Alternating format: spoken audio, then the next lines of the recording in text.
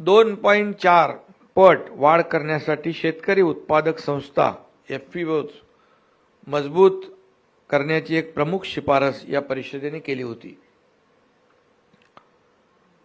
आज शेतकरी मका,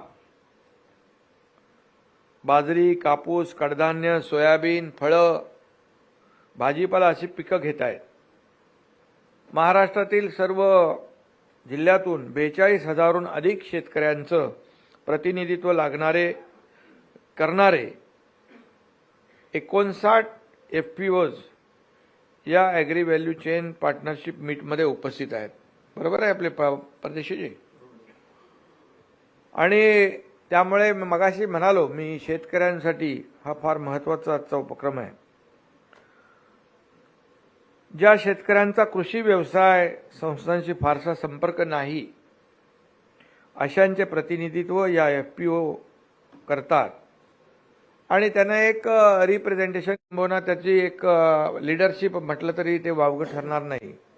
त्यांना मार्गदर्शन करण्याचं काम हे एफपीओ करतात।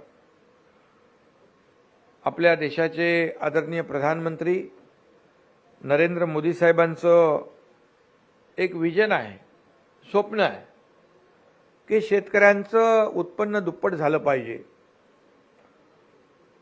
आणि त्या अनुषंगाने आपण जेवढे काही प्रयत्न यासाठी केले पाहिजे ते प्रयत्न राज्य सरकारच्या माध्यमातून आज होत आहेत। याच अनुषंगाने आजच्या ॲग्री व्हॅल्यू चेन पार्टनरशिप मीटचं उद्दिष्ट एफपीओजला बाजारपेठ मिळवून देणं, मार्केटिंग, ब्रँडिंग आणि सगळ्या गोष्टी ज्या आहेत या करणं। यामध्ये आपल्याला मग ज्या इतर नामांकित कंपन्या आहेत त्यांची मदत पाहिजे आणि मग त्यांची मदत असल्याशिवाय हे काही सगळं शक्य होऊ शकत नाही। आणि म्हणूनच आज या ठिकाणी Hindustan Unilever Limited, Godrej Agrovet Limited, Amazon, Flipkart, Coca Cola, PepsiCo,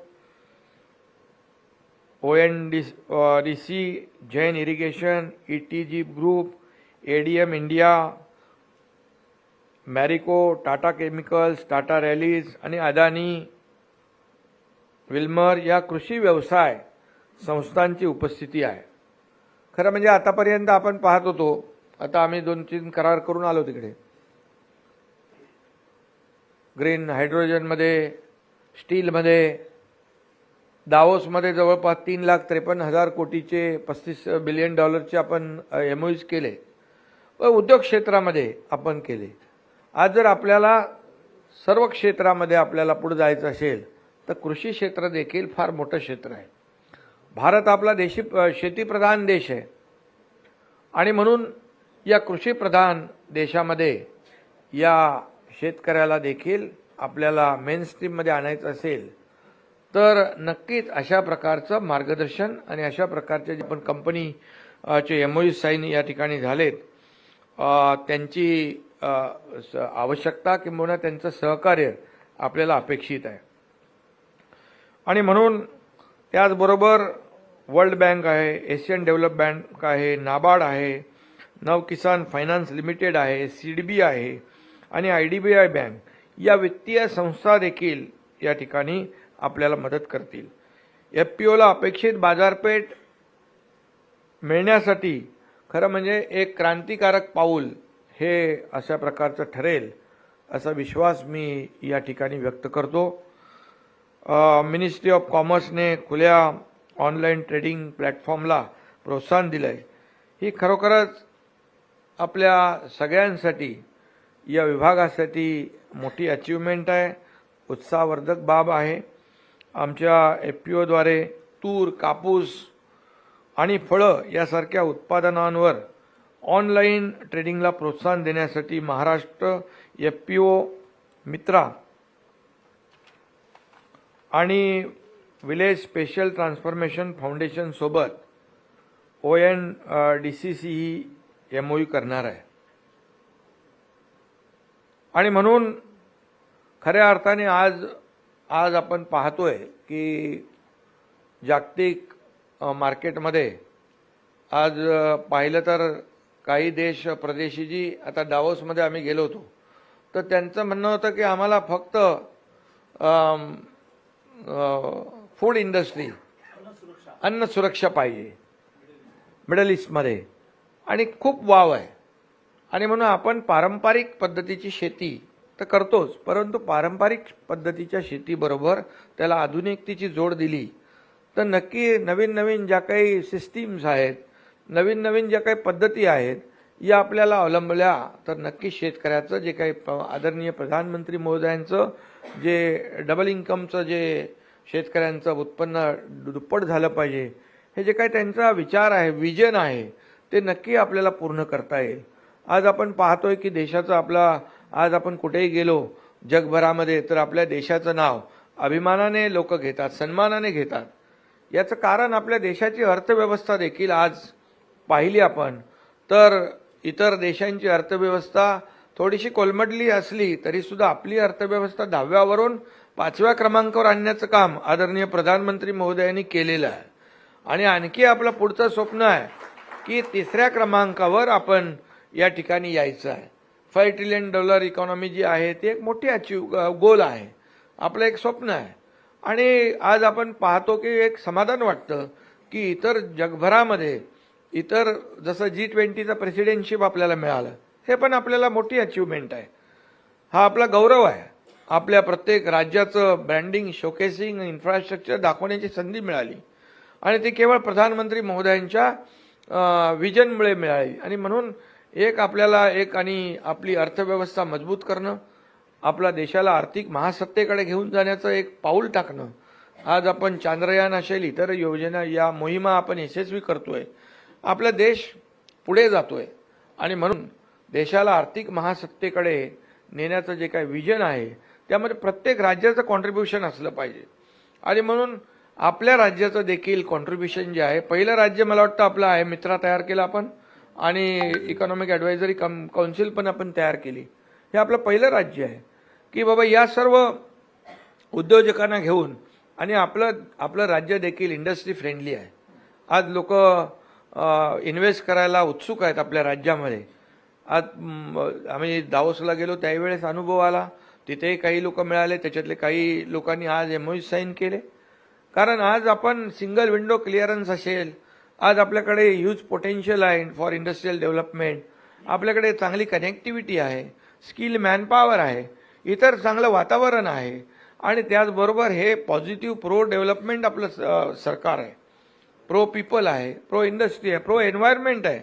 आणि म्हणून याचा सगळा फायदा जो आहे, या फायदा आपल्या या कृषी विभागामध्ये देखील आपल्याला घेतला पाहिजे. व्हॅल्यू ॲडिशन चेंज जे आपण करतो बाबा, त्याच्यामध्ये आणखी नवीन नवीन, आता इथे सर्वच जण लोक आहेत की ते इंटरेस्ट घेतात. बांबूमध्ये पण देखील आपण काही करतोय ना, हां, त्याच्यामध्ये आता पाहिलं आपण, मी आता मध्ये आमच्या गावी गेलो होतो, तर बांबूचं क्लस्टर करायला सांगितलं. कलेक्टरनी जवळपास 6,500 हेक्टर जमिनीचे कन्सेंट घेतलेत. 10,000 हेक्टर कन्सेंट घेण्याचं त्याचं टार्गेट आहे सातारा जिल्ह्याचं. आणि बांबूचं मला त्यांनी सांगितलं की इतर झाडांपेक्षा जास्तीचा ऑक्सिजन सोडतो, बरोबर, आणि कार्बन डायऑक्साईड जास्त शोषून घेतो.